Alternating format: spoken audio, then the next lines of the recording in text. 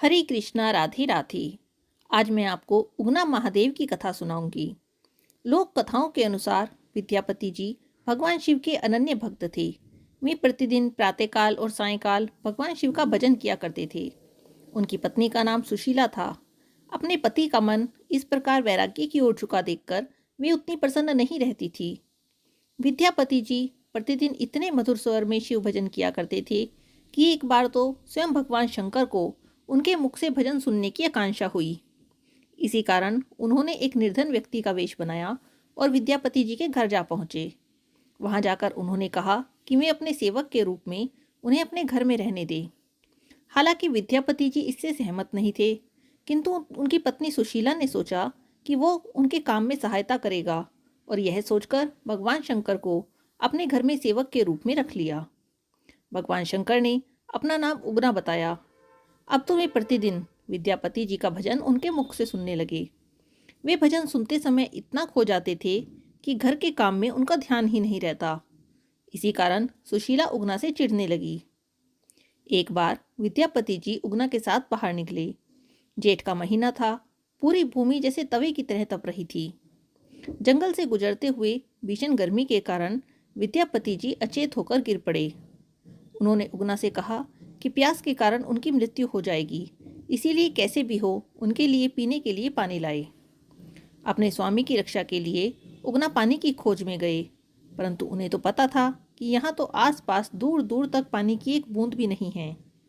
तो अपने भक्त की रक्षा के लिए उगना रूपी भगवान शंकर ने थोड़ी दूर जाकर अपनी जटा से गंगा जल निकालकर विद्यापति जी को दिया। पवित्र गंगा जल पीते ही विद्यापति जी की चेतना लौटी और उनके शरीर में शक्ति का संचार हुआ। उन्होंने आश्चर्य से उगना से पूछा कि इस निर्जन वन में उसे गंगा जल कहाँ से प्राप्त हुआ। उगना रूपी भगवान ने बात बदलने की कोशिश की, परंतु तब तक विद्यापति जी समझ चुके थे कि ये कोई साधारण मनुष्य नहीं है। वे वहीं भगवान शिव के ध्यान को बैठ गए।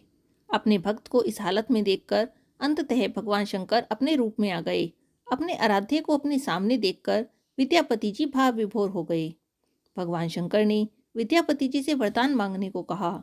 इस पर विद्यापति जी ने जीवन पर्यंत उन्हें अपने घर पर रहने का वरदान मांगा। भगवान ने मुस्कुराते हुए कहा कि वे जीवन भर किसी के पास नहीं रह सकते, अतः वे कोई और वरदान मांग ले। किंतु विद्यापति जी अपनी हट पर अड़े रहे। ऐसा देखकर भगवान शंकर ने कहा कि वे उनके घर पर रहेंगे, किंतु जैसे ही विद्यापति उनका रहस्य किसी को बताएंगे, उसी क्षण वे उन्हें छोड़कर चले जाएंगे। विद्यापति जी ने सहर्ष इसे स्वीकार कर लिया।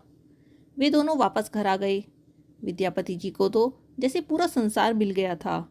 वे और अधिक उगना को लेकर भगवान के भजन में रम गए। इस कारण उनकी पत्नी सुशीला का असंतोष और बढ़ गया। एक दिन सुशीला ने उगना को किसी कार्य के लिए बुलाया, परंतु भगवान शंकर विद्यापति जी का भजन सुनने में मग्न थे। अपनी आज्ञा की ऐसी अवहेलना होते देख सुशीला क्रोध से भर गई।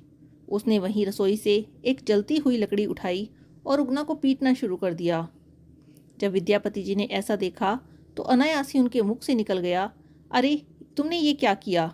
ये साक्षात भगवान शंकर हैं। विद्यापति जी का ऐसा कहना था कि अपने वरदान के अनुसार भगवान शंकर वहां से अंतर्ध्यान हो गए। अपने स्वामी को इस प्रकार जाता देखकर विद्यापति जी पागलों की तरह उन्हें सब जगह खोजने लगे।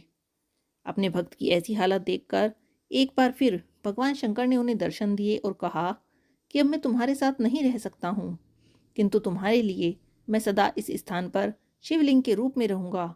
उनके जाते ही वहां एक शिवलिंग प्रकट हुआ, जिसे विद्यापति जी ने उगना महादेव की संज्ञा दी। बोलिए उगना महादेव की जय। हर हर महादेव।